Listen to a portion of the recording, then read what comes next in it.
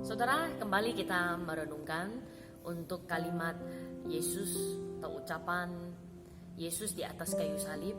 Kalimat yang kedua yang ada di dalam Lukas pasal 23 ayat yang ke-43.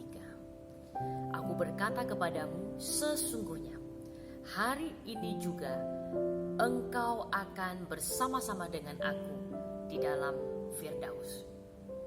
Nah saudara, penjahat yang disalib di samping kanan dan kiri Yesus, akhirnya salah satu daripada penjahat itu terus mengamati, terus memperhatikan siapakah orang ini yang disalib bersama-sama dengan aku, di mana banyak orang membicarakan dia, dan saat ini dia ada di sampingku, disalib, menjalani hukuman penderitaan sama persis dengan aku.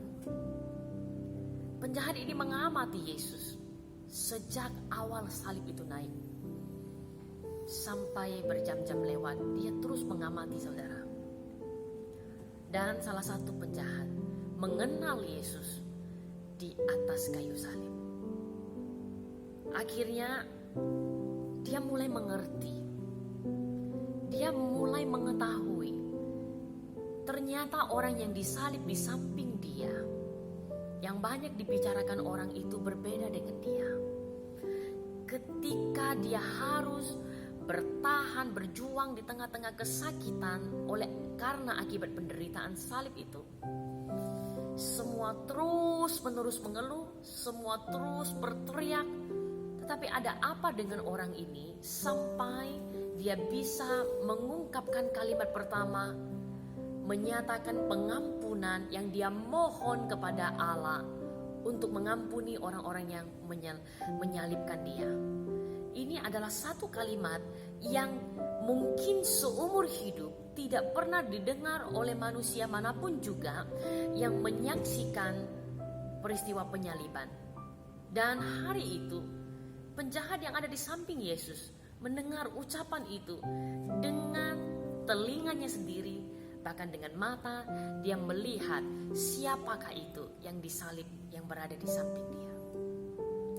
Maka di dalam pengamatan daripada penjahat ini selama beberapa jam saudara, dia mengenal juru selamat. Dia mengenal Allah.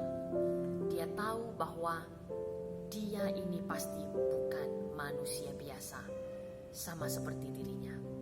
Saudara, di dalam kutuk penderitaan, kesakitan yang hebat, ternyata orang bisa mengenal Allah. Salah satu contohnya ini adalah penjahat ini.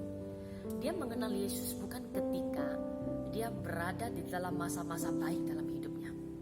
Detik-detik sebelum dia menjelang daripada ajal hidupnya, ternyata dia menemukan juru selamat. Saudara, betapa banyak orang di dunia ini ketika kondisi baik-baik, dia tidak pernah mengenal Tuhan. Sudah berapa banyak mendengar khotbah, tapi tidak pernah masuk ke otaknya, apalagi mengubah hidupnya. Waktu bisnis lancar, tidak pernah berpikir soal Tuhan. Ketika anak-anak taat, semuanya pada patuh, semua baik-baik, pinter, sukses, tidak pernah itu terlintas di dalam diri bahwa aku butuh Tuhan. Tetapi ketika di dalam kondisi kesulitan, terjepit, kepepet, ketika kondisi ekonomi sungguh-sungguh sangat-sangat sulit, bahkan sangat mencekik, maka mulailah orang melihat kepada Allah. Sebelumnya mungkin kita tidak terlalu peduli soal itu. Saudara, kadang Allah memakai penderitaan untuk membuat kita melihat kepada Dia. Nah, ini kadang-kadang yang perlu kita syukuri saudaraku, ya, di dalam hal apapun yang mungkin kita ingin menghindari penderitaan, tapi terkadang kita perlu mensyukuri hikmah di balik penderitaan yang kadang Tuhan pakai untuk kita menengadah ke atas, melihat bahwa kita tidak pernah mungkin hidup tanpa Allah. Penjahat ini melihat kepada Yesus Kristus dan dia merasa butuh juru selamat. Maka di tengah-tengah penderitaannya saudara, di detik-detik akhir menjelang kematiannya, dia berkata kepada Yesus dan memohon kepada dia bahwa ingatlah akan aku kalau engkau satu saat engkau datang sebagai raja. Saudara, apalagi yang diharapkan oleh manusia di dunia? Ketika kita hidup, kita berusaha mencari nafkah, kemudian kita mati. Setelah mati, tidak ada apa-apa, tidak bisa bawa apa-apa. Apalagi yang kita harap? Selain ketika kita meninggalkan dunia ini, kita diingat oleh Allah, Sang Pencipta, yang dapat membawa kita kepada tempatnya yang mulia. Maka penjahat ini tahu bahwa sebentar lagi dia akan mati, dan tidak ada hal apapun lagi yang ia perlukan di dunia ini, bahkan di dalam kehidupan yang akan datang, selain Allah mengingat dia. Dan ia minta kepada Yesus untuk mengingat kepada dia. Saudara, dan hal ini langsung dijawab oleh Yesus tanpa perlu menunggu lama. Yesus menoleh kepada dia, seorang dan juga sebuah jiwa yang haus, kering secara rohani. Dia tidak pernah menemukan Allah sepanjang hidupnya. Tapi ketika dia tergantung di dalam penderitaan, akhirnya dia menemukan Allah. Dan di sana Allah langsung merespon kepada dia. Yesus Kristus yang adalah Allah segera menjawab dia hari ini juga. Ini adalah jawaban yang luar biasa saudara. Hari ini, bukan nanti, bukan besok, bukan coba lihat, mudah-mudahan, tidak. Yesus di dalam kapasitasnya sebagai Allah. Ingat, dia manusia dan juga dia adalah Allah. Sebab tidak ada satu manusia pun di muka bumi ini yang berani menjamin orang lain bahwa hari ini aku jamin engkau mati, pasti engkau akan bersama-sama dengan aku di surga. Siapa manusia itu yang bisa menjamin orang untuk masuk surga? Saya sendiri tidak pernah ke surga. Maka siapa yang berani bahwa mengklaim bahwa surga itu aku jamin untuk engkau? Tidak ada. Tetapi hanya dia yang datang dari surga, yang berani memastikan bahwa ada tempat bagi setiap orang yang mengandalkan dia untuk ke surga. Karena dia datang dari surga, dia pemilik surga. Maka dia dengan berani berkata kepada penjahat itu hari ini juga. Saudara, tidak ada jaminan yang luar biasa yang ketika kita dalam kondisi kepepet dan orang menjawab kepada kita hari ini juga. Berapa banyak kita meminta bantuan kepada orang lain dan orang berkata tunggu ya, lihat kondisiku ya. Dan kita pulang dengan kepala tertunduk dan kita merasa bahwa tidak ada jawaban, tidak ada pengharapan. Itu jawaban manusia saudara. Tapi jawaban Allah kepada kita berbeda.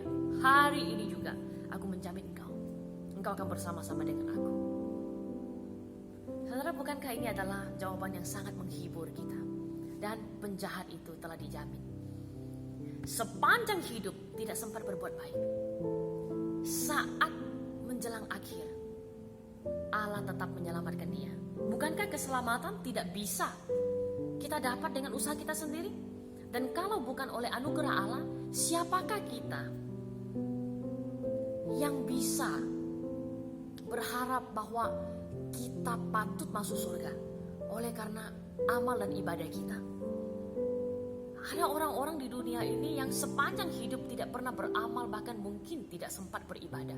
Apakah orang-orang demikian mereka tetap mati binasa ketika dalam detik akhir mereka bertobat? Tapi ternyata Allah berbeda dengan kita saudaraku. Anugerah Allah begitu berlimpah dalam hidup umat manusia. Inilah kasih Allah. Ini kasih Allah yang tidak pernah dan tidak akan mampu kita pikirkan dengan akal dan logika kita. Kasih Allah melampaui segala sesuatu. Tetapi bukan berarti kalau begitu aku tidak perlu cepat-cepat percaya kepada Allah. Tunggu aja, tunggu udah ada ajal sudah dekat baru ya aku segera bertobat. Siapakah yang bisa tahu ajal kita kapan menjemput kita? Nah saudara, maka penjahat ini mengambil kesempatan. Ketika dia tahu, dia segera memohon pengampunan, bahkan pertolongan kepada Yesus Kristus yang dia tahu bahwa dia bukan manusia biasa. Dia adalah Allah. Dan Yesus menjawab dia hari ini juga. Saudaraku, apapun yang menjadi penyesalanmu, apapun yang menjadi pergumulanmu, dosamu, sebesar apapun itu, Allah datang kepada engkau dan saya dan berkata, hari ini juga ada keselamatan bagimu. Maka jangan tunda hari esok. Hari ini kau datang kepada Kristus, bertobat, mengakui dosamu, dan Dia akan mengampunimu. Tidak ada dosa yang terlalu besar yang tidak dapat Dia selesaikan. Tidak ada masalah yang terlalu hebat yang Dia tidak mampu tanggung untuk engkau. Hari ini saudara, keselamatan datang kepada setiap orang yang mengandalkan Dia. Terpujilah Tuhan kita.